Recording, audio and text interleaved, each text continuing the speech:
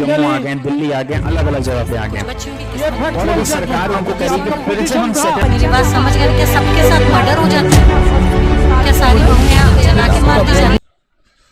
Hello everyone, my name is Gunjan Singh and I welcome you all here at Pahuzalo Academy.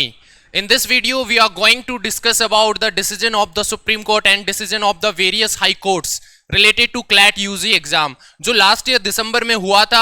उस exam के अंदर कुछ questions ऐसे थे जो कि गलत थे, कुछ बच्चों ने रिट पिटीशन फाइल की, ऑब्जेक्शन फाइल किए, लेकिन वो ऑब्जेक्शन में भी सही नहीं कर पाए।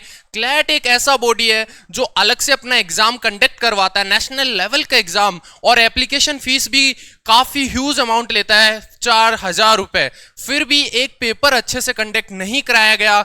उसके अंदर बहुत सारी मिस्टेक्स थी, बहुत सारे क्वेश्चंस थे जिसमें हाई कोर्ट ने खुद कहा 2 क्वेश्चंस के लिए तो कि इनको बिल्कुल डिलीट करना चाहिए। तो बच्चों ने बहुत सारे हाई कोर्ट्स के अंदर रिट पिटीशन फाइल की थी, इस इशू को रेज किया था high court of Delhi, Punjab and Haryana और झारखंड हाई कोर्ट। तो जो सबसे पहले जो रिट पिटीशन फाइल हुई थी वो Punjab and Haryana high court में हुई थी।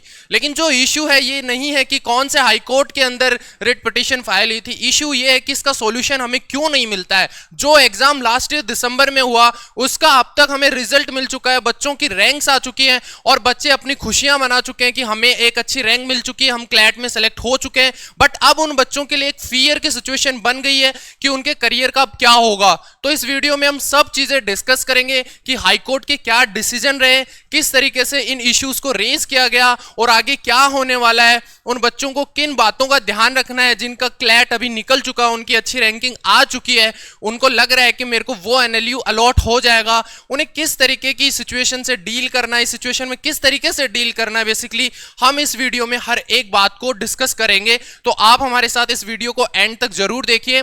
सबसे पहले मैं बता दूं कि अभी जो रिसेंट जो जजमेंट दिया है सुप्रीम कोर्ट ने और दिल्ली हाई कोर्ट ने, उसके बारे में मैं बताना चाहूंगा आपको कि अब जितने भी रिट पिटीशंस फाइल किए गए थे जो कि डिफरेंट हाई कोर्ट्स में किए गए थे, अब उनको एक जगह लाकर कहां रख दिया गया है, उनको अब दिल्ली हाई कोर्ट के पास आकर ट्रांसफर कर दिया गया है। ये सुप्रीम कोर्ट ने किया है। इनिशियली सब लोग ये सोच रहे थे कि Punjab and Haryana high court के अंदर जो फर्स्ट रिट पिटीशन डाली गई थी तो वहीं पे ही जो सारे केसेस थे उनको ट्रांसफर करना चाहिए, लेकिन दिल्ली हाई कोर्ट को ये सारे केसेस को ट्रांसफर कर दिया गया है सुप्रीम कोर्ट ने। और जो 2 जजेस बेंच थी जिसमें honourable chief justice of Delhi high court भी थे, एंड देन उन्होंने ये डिसाइड किया है कि जो सिंगल बेंच ने जो डिसाइड किया था वही डिसीजन हम भी फॉलो करते हैं। उनके ओपिनियन को उन्होंने फॉलो किया, उन्होंने एग्री किया कि उन्होंने बिल्कुल सही डिसीजन दिया था। लेकिन अभी तक जो फाइनल जजमेंट है वो अभी तक नहीं आया है।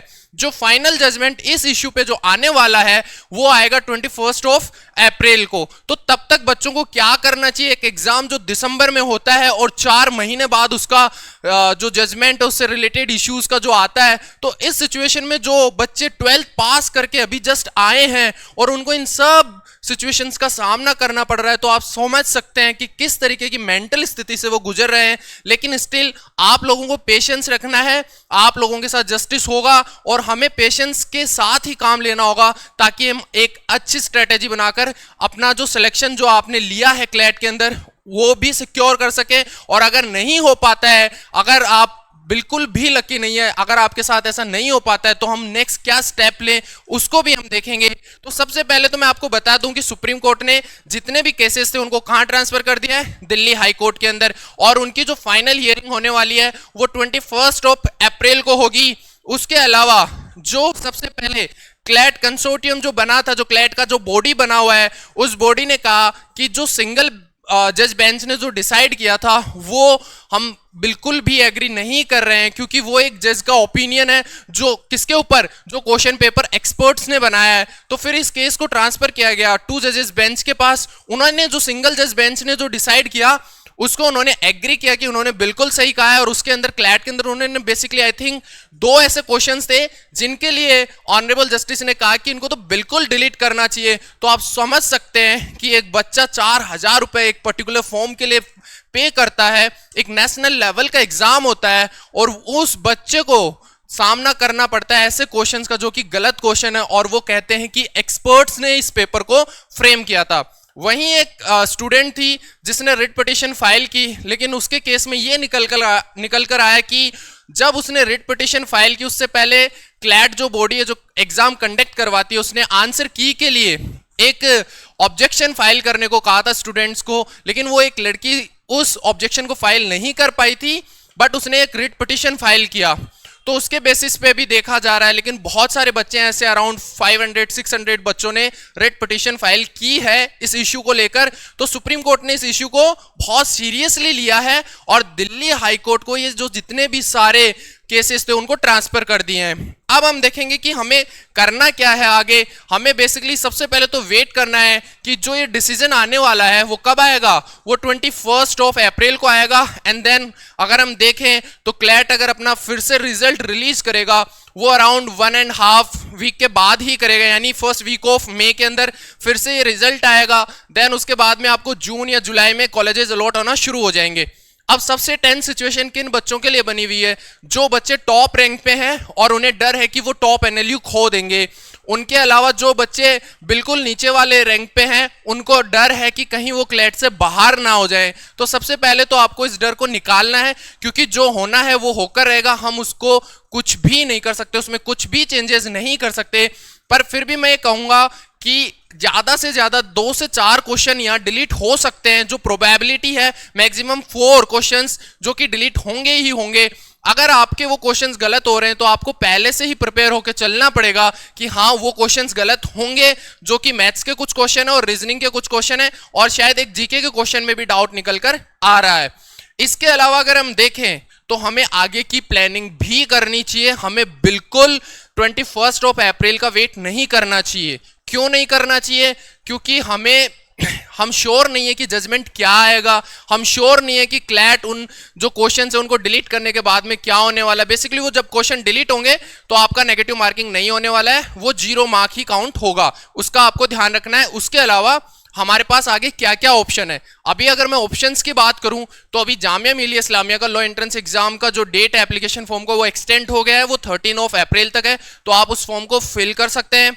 उसके अलावा अगर मैं बात करूं तो आर्मी इंस्टीट्यूट ऑफ लॉ का जो फॉर्म निकला हुआ है, ये दोनों अच्छे कॉलेजेस हैं। उसके अलावा अभी MSCET पर भी आपको फोकस करना चाहिए, क्योंकि वहां पर भी आपके चांसेस हैं कि आप NLU मुंबई पहुंच सकें, आप गवर्नमेंट लॉ कॉलेज मुंबई में जा सकते हैं, ILS पुणे में जा सकते हैं। तो ये काफी अच्छे यूनिवर्सिटीज हैं, कॉलेजेस हैं, वहां आपके अभी चांसेस बने हुए हैं। स्पेसिफिकली मैं उन बच्चों को कहूंगा जिनकी रैंक अराउंड 2500 या 3000 के अराउंड है, तो उन बच्चों को ये फॉर्म्स बिल्कुल फिल करने चाहिए। एक फॉर्म फिल करना और आपकी प्रिपरेशन थ्रू आउट चल ही रही है तो आप एक बार एग्जाम में अपीयर होइए। अगर आपका क्लैट निकल जाता है, अगर आपका क्लैट एग्जाम क्रैक हो जाता है तो बहुत अच्छी बात है। लेकिन अगर क्लैट का एग्जाम अनलकीली अगर नहीं हो पाता है, तो अगर ये कॉलेजेस का एंट्रेंस एग्जाम आपने पास कर लिया तो आपके पास एक ऑप्शन अवेलेबल होगा, हम फिर उतरेंगे मैदान में और फिर क्लैट को देंगे। लेकिन ये जो सिचुएशन बनी हुई है इसका सॉल्यूशन जरूर निकलना चाहिए कि इस तरीके से बच्चों के साथ जो खेला जा रहा है,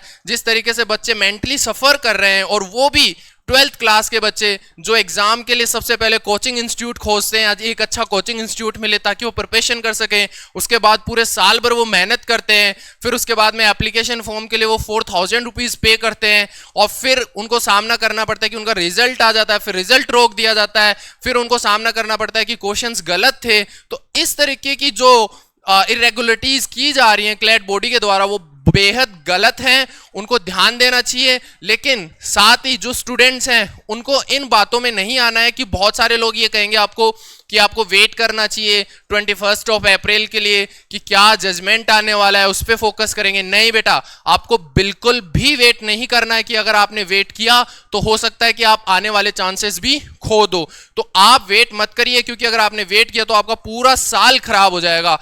अब से लेकर फिर हम नेक्स्ट ईयर तक वेट करेंगे, जो अभी टाइम पीरियड चल रहा है हम नेक्स्ट ईयर जाकर एनरोल करवा पाएंगे किसी नेशनल लॉ यूनिवर्सिटी में, तो आपका इतना टाइम खराब होगा। इससे अच्छा है आप आने वाले एग्जाम्स पे फोकस करें, वो हमारे लिए एक अच्छी अपॉर्चुनिटी और हमें उस अपॉर्चुनिटी को ग्रैब करना चाहिए।